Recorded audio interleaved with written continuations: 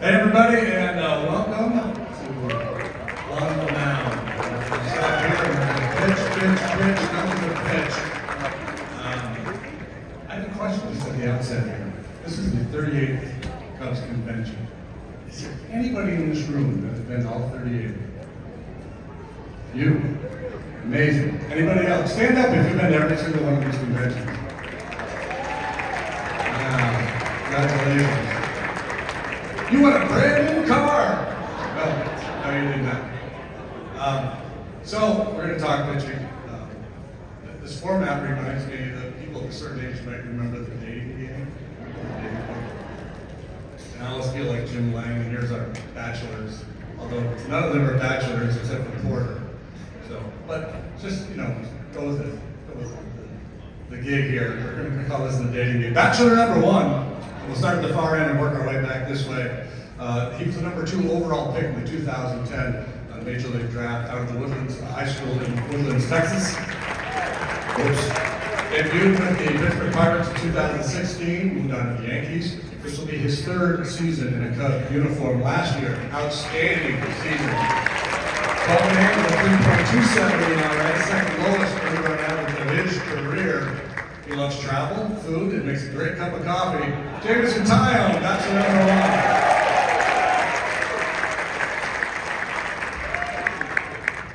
1. And bachelor number 2, son of the South, Steele from Steele, Mississippi. Left-hander was the 5th round pick of the Cubs in 2014. An all-star, as you know, in 2013 when he went 16-5 and posted a 3.06 earned run average. Last year, injuries were part of the story, but he put together another outstanding year. His ERA, as a matter of fact, pretty much mirrored his all-star season. He finished with a 3.07 last year. He likes to spend time with his son, Bo. He's a huge fan of the New Orleans Saints, and he would like a little more run support in 2025. Steele.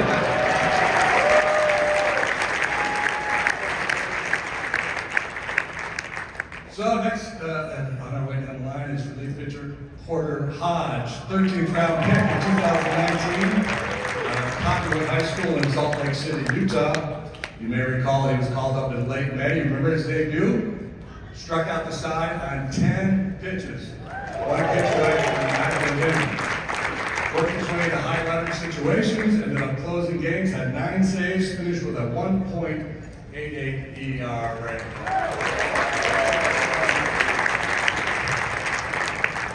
It's golfing, fishing, and walks on the beach. I have no idea.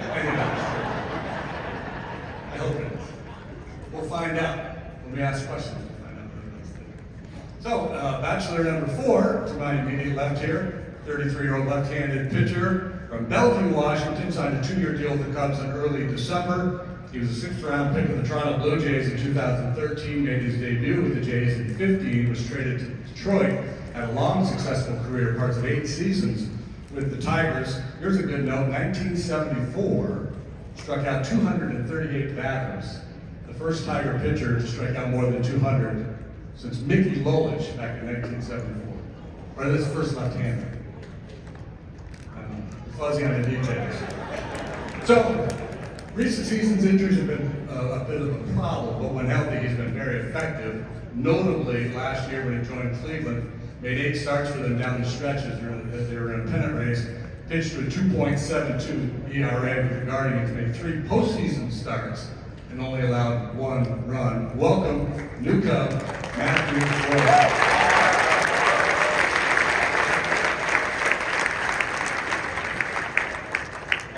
I'm Jim Shays, by the way. Probably should introduce myself to start. So anyway, we're here to talk pitching. We've got microphones set up where you can queue up to ask questions. Typically, what I like to do is give you an opportunity to ask a lot of questions, and then we'll fill in as need be. You guys fire away if you want to follow up with questions to each other as we go through this. Feel free. If a question is directed at one of you, but somebody else wants to jump in ultimately, feel free as well. Since I'm the host, I get to ask the first question. It's going to be a softball, and we'll start with Jameson and just work our way down. Give me a sense of what's the highlight of the offseason for you. Ooh, I went on like an LA honeymoon trip to Italy. So 2 weeks in Italy, drinking wine and just learning about the history over there and stuff. So that was probably the highlight. For me, I went on a fishing trip, so did some tuna fishing. That's always good every off season. Played a lot of golf, went out with my son Bo, went out with Libby. Just a normal off season for me. Yeah, I've just been going back and forth from AZ to Utah for the holidays and whatnot. It's been pretty boring for me. Unlike J-Mo. Boring is good. Easy one, signing with the Cubs. That's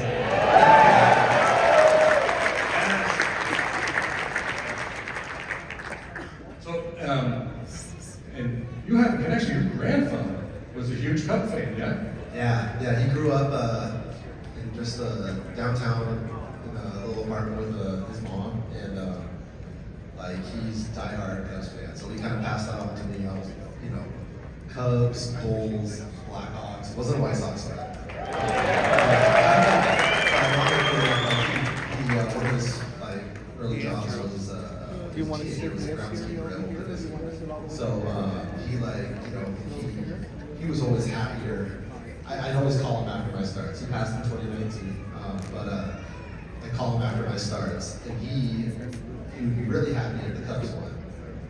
If I threw well and the Cubs lost, he still wasn't very happy. But he was happy that I was okay. But he loved the Cubs, so it's cool to be here. That's cool. It's kind of a full circle situation. Okay, we'll start over here on the left. Hello, so you guys are all awesome, and I'm a pitcher for my travel team, starter. So, can you guys sign my jersey? Bring it on up. Yeah, bring it on up. We may have started a trend. So, in an effort to get to know you guys, let the fans get to know you off the field a little bit, my next topic that I want to throw your way, since Jay was busy here, to start with you, Justin. What hidden talents do you have? What do you do that maybe most people aren't aware of? I'm J-Mo too. I can kind of speak for him.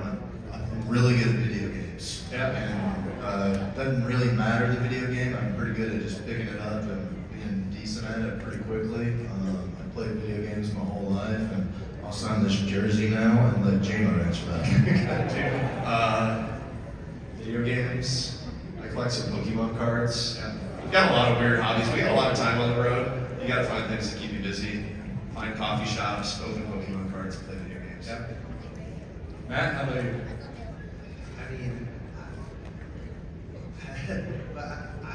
It's funny. I have 4 kids, and sometimes when you what you're good at kind of disappears when you become a parent. Like you're just a servant most of the time. It's sort of like whatever. I like playing video games. I love cooking.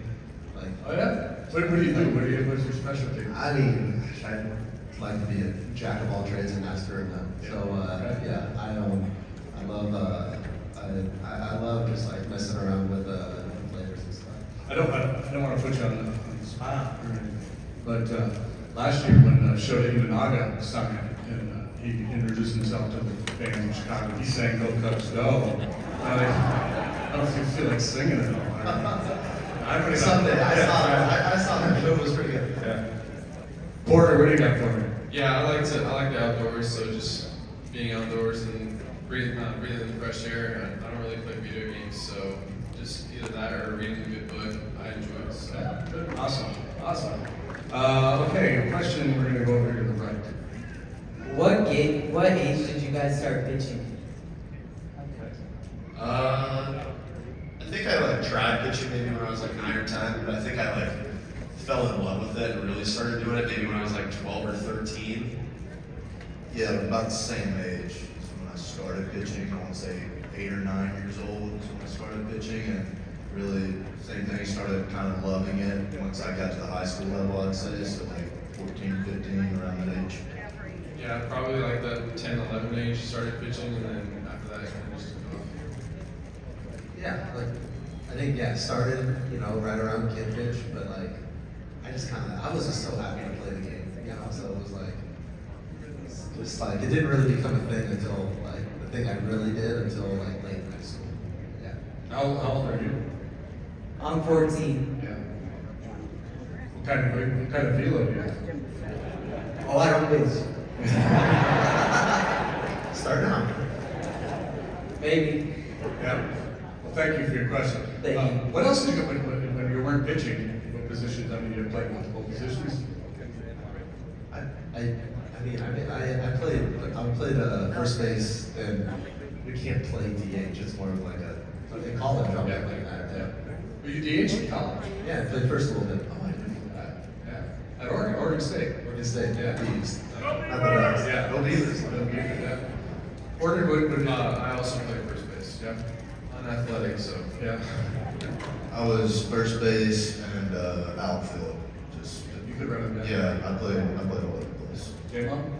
Played first and third. I was actually a pitcher only in high school. High school was competitive at baseball and stuff, and if you weren't really good at hitting, they would just make you focus on pitching. So I was happy to see the DH get implemented in it. Yeah, that's one way for you. Nice. Over here. What's the hardest batter you've had to pitch to? Who's the guy? Remember, we all have that guy, right? That sometimes it's a star player like that. It's not, but like a guy. I mean, I have one right to my mind. Tyler Stevenson on the Reds. He absolutely loves when I pitch him. Loves it. Mine kind of like it used to be Rizzo. He was really hard for me. He hit me in the head with a line drive once. I'm trying to think recently. This is a boring answer, but Shohei's pretty hard. Or Tommy, like he's hit a couple homers off me. He can hit everything. So maybe Shohei. I would say Max Muncy or Jonathan India. Jonathan India seems to have my number. He has a double, and I've watched him a few times. So. Kendry Morales was really hard for me, and then luckily he retired. And then Whit Merrifield was hard for me for a while. But I mean, Trinity. Those are the guys. Trinity. Yeah. Excuse me. Oh, man, the list is long. Off the top of my head, Barry Larkin hit 3 home runs off me in the same game. In second play. Yeah. Fastball, gone. Slider, gone. Changeup, gone. And I'll tell you, I don't know. But funny story about that. Back in the day, USA Today used to do a poll, and they'd poll all the players. And I was in the clubhouse in Cincinnati, and I was starting, so I'd already hit. I was just hanging out with nothing to do, and they had this form in the clubhouse to fill out. And the question was, who do you think, the best this, the best that? And who's currently the best player in the National League? And I go, I think Barry Larkin. And I wrote in Larkin. It's like I went out, had to prove it. Like, you know what I mean? Yes. Did you ever think that you'd grow up to be a professional baseball player? When did that dream kind of take root? And when did scouts first start to notice, or people said, man, you got something special going on here? For me, I always obviously like dreamed of being in this position, but when I was younger, it was like, man, I just hope I get to play on my team. When I got to high school, it was like, I just hope I make the high school team. And it was like, okay, I'm getting better. I just hope maybe I can get my college paid for to play baseball. And then it was like, maybe I'll get drafted. It was like very just kind of linear, but slow. So my senior year of high school, I guess it became real. Like my first scrimmage of the year, a bunch of scouts came and people were trying to come interview me at my parents' house and stuff. But I don't think there was ever like an aha moment for me. It just kind of slowly happened. Did you grow a lot like through high school, or when did you hit a certain? I hit a pretty big spurt, 8th, 9th, 10th grade. I went from being like 5'9" to like 6'2", then 6'4", and then the velo kind of came with that. Okay, so, but you were the second overall pick in the draft after Bryce Harper. So, but it wasn't until your senior year that you really felt like this was. I mean, I threw hard in high school, but my junior year, I committed to college at Rice, and then scouts started like on that showcase circuit. But my senior year, like the first pitch I threw my senior year, there were just like 100 radar guns behind the plate, and that was, I guess, kind of if I had like an aha moment, maybe. I would say I remember being in kindergarten and the teacher asking me what I wanted to be, and I said a baseball player. I don't know if I was very good at that age. I was probably playing in ant beds and doing different stuff, but I'd say once I got to high school and I was similar things, started doing my growth spurt, started getting bigger, I started throwing harder. And that's kind of was like the moment I realized like, you know, I could possibly make a career of this. Porter, how about you? Yeah, in high school I was kind of lanky and I wasn't really athletic, so then we went to an area code tryout thing, like a sophomore, junior year. So that's when I started feeling, or just believing like that could be a possible thing for me. So just probably like junior year for sure. You know, kind of like Justin, I always believed it, and it probably wasn't the truth. I think there were a lot of people that believed it a lot of times, but I just remember going to a game early on. I was like 5 years old at the Kingdom in Seattle, and just watching Ken Griffey Jr. rob a baseball and hit a home run and being like, oh yeah, I'm gonna do that. Didn't end up in center field, but yeah. It's inspiration. Speaking of legendary players, the other thing I came across in your bio, you are distantly related to the great Bob Feller. Distantly related. Yeah. Distant, like emphasis on this. Yeah. Yeah. How many people know who Bob Feller is, by the way? Yes, exactly right. American hero. Where are we going? Right, left? Left side. Over here, please. So my name is Ben. I'm from the Fox Valley area. Shout out to everyone from the Fox Valley area. I'm a lefty, so this will mainly pertain to Justin Steele. But like just seeing someone on first, does that like freak you out in any way? And like how do you deal with that? And then like what's your kickoff like? You know, like what's the thought process going through your head? I usually don't think too much about it unless they're really fast, like Ellie De La Cruz or someone like that, and then I pay a little more attention. I'm usually a little quicker to the plate when someone has some wheels on them, but for the most part, it doesn't really change for me. I kind of keep attacking hitters the same way I was doing before, and I would say it's the same with like down second as well. Just mix your times up, you know, don't get too in-grooved in a rhythm where they can pick up your timing and stuff. Have you thought about texting John Lester and saying, hey, could you come to spring training and help me with my pickoff move? I don't know if I'm that close to him yet. I'm not quite that close to him yet. Thank you. Over here. My name's River, and my question is, what is your mindset when you get called in a pitch? Okay, when you get called in to pitch, so this would be a good question for Porter, who works out of the bullpen. Yeah, just I like to have a dog mentality out there. Like you're in my box, so I'm just gonna come after you. That's the way I think. What was it like? What was your debuting last May? In May, you got called up. What was your kind of welcome to the big leagues? I mean, you struck out the second 10 pitches. The heart rate had to be just pumping, the adrenaline pumping. But was there a moment where you kind of took it all in and said, "Ooh, here we go"? Yeah, definitely walking out of the gates. Like it's special to walk out of the bullpen since we're under the bleachers. So just soaking that all in, and then like when I was out there, it kind of just felt like I wasn't even in my body. Like everything was just going, and I was just there mentally. Like it felt so real to be around and having my dreams accomplished. Let's. I'm gonna bounce that same question off all you guys. Just your debut. What do you remember about second? J-Mo, what do you remember about your debut? Kind of what he was saying, like in the big leagues, the lights are brighter. There's a third deck up top. There's more fans. I made my debut against the Mets in Pittsburgh, and I was facing Noah Syndergaard when he threw 100. And so I remember having to get in the box and get a bunt down on Noah Syndergaard, and that was kind of like my welcome to the big leagues moment. I got it down, but I think I went 6 innings, 3 runs, gave up a home. It was kind of just like a vanilla start, which as a career debut you can take every time. Absolutely. Yeah.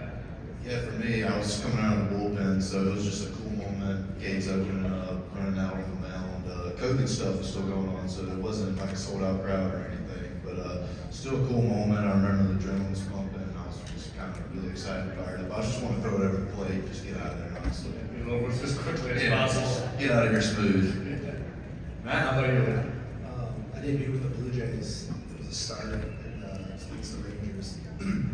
But I just remember it was crazy because the leadoff hitter was Sim Shushu, and I watched his debut when I was growing up at Safefield Field when he was with the Mariners, and Adrian Beltre was in the 3-hole, and I was like a guy that I watched against the Mariners, and so it was one of those things where I remember that first pitch up on the mound, and I'm shaking, and I struck him out with a backup slider. You know, the best pitcher in baseball. You know, That was supposed to back up. yeah, you know, just up and in, and he swung and missed, and it was like, I remember walking around just like smiling, which is probably like, you know, not the coolest thing to do, just like, ridiculous, I just struck out a guy out, you know, and at that point it was like, okay, cool, I've done this before.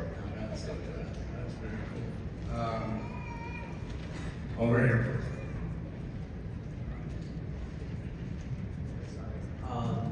So I'm a life scout in Scouts PSA, and one of our mottos is do a good turn daily, meaning like help someone out one time during a day.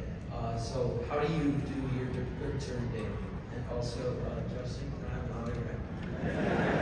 Oh, I see what you're doing. I see how you're playing it.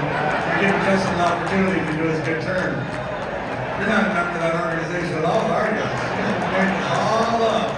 That was slick. Yeah. Well played. Well played. Good thing. Answer my question for me.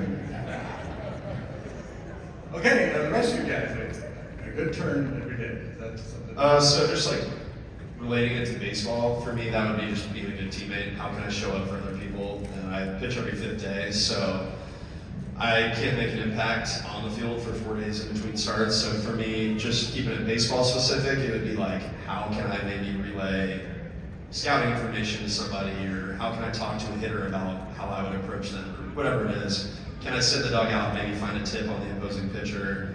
And then on a deeper level, I had cancer 8 years ago, so I just try to interact with people come to the games that may have had cancer or may have lost someone from cancer. So just interacting with people.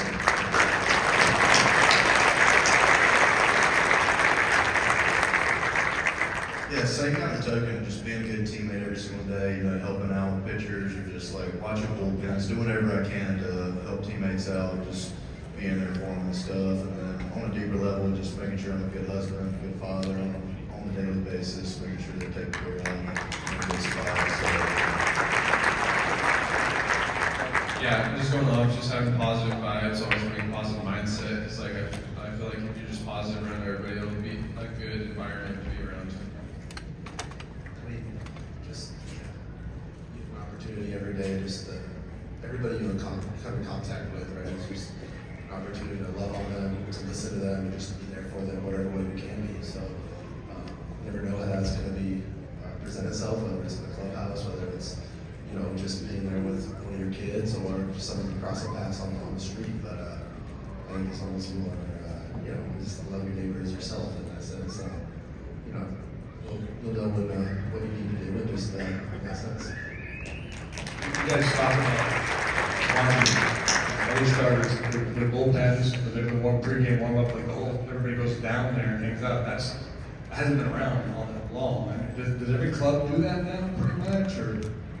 I want to say Jamo kind of brought that with him when he came over, and we kind of ran with it, and I feel like we all love doing it now, but I'll let him speak on it. I think it's a super cool thing. Like, I think it's cool baseball-wise. I've watched Steele pitch so many times now. I can watch his warm-ups and look at his delivery and whatever. I think that's cool. But also, it's a cool feeling walking out of the gate of the bullpen to go make a start and know that your boys are behind you. Like, that's kind of why I started doing it. It's cool. I get really nervous on my start day, and whenever I see Justin there every time in the bullpen, Kyle and all these guys coming out there to watch me, it's like, all right, we're all in this together. And that's kind of what I want. Do you guys ever exchange? Is there feedback, or do you just let the guy do his thing? I feel like there was one moment, like I threw a backup slider, threw a bad pitch, and I turned around and yelled, that was pretty bad, huh? So there's like small moments like that. Most of the time, whoever's pitching is pretty dialed in, but yeah, it is. It's just kind of cool to like when you're warming up, same kind of situation. Like say you don't have your stuff, just in the back of your mind, the guys that are watching, they're there for you, and they'll offer whatever advice they can for you. I mean, I tend to tell them, my bullpen guys, be ready, boys. This might be a quick one here today. Yes, sir. Hey guys, name's Mike. Most of the questions have only been focused really for on the field. This question's for Justin, and it kind of focuses more a little bit off the field. About a year ago today, two tweets you made were Jordan Love looking pretty nice, and then all caps, Jordan Love in a game between Packers and Cowboys. And I'm not trying to make this a Bears-Packers thing, but it was Packers-Cowboys. Cowboys quarterback is Dak Prescott, who went to your alma mater, Mississippi State. So why did you Not not? my alma mater. It's not your alma mater? No. What? I That's still your state. have no loyalty to Mississippi State. Oh, come on. That's still your And I had Jordan Love rookie cards, which I was excited about the performance for that reason. Fair enough, fair enough. I'm an Alabama fan. My dad played football at Alabama, so I'm a diehard Alabama fan. Your dad Roll Tide, I respect that. High tide. Yeah. So your dad played football in Alabama? Yes, sir. Oh, wow. Yeah. For, It was in '84, I believe that is the year Bear Bryant passed away. that's what I was wondering. Yeah, it was the year he passed away. I can't remember the next head coach off the top of my head.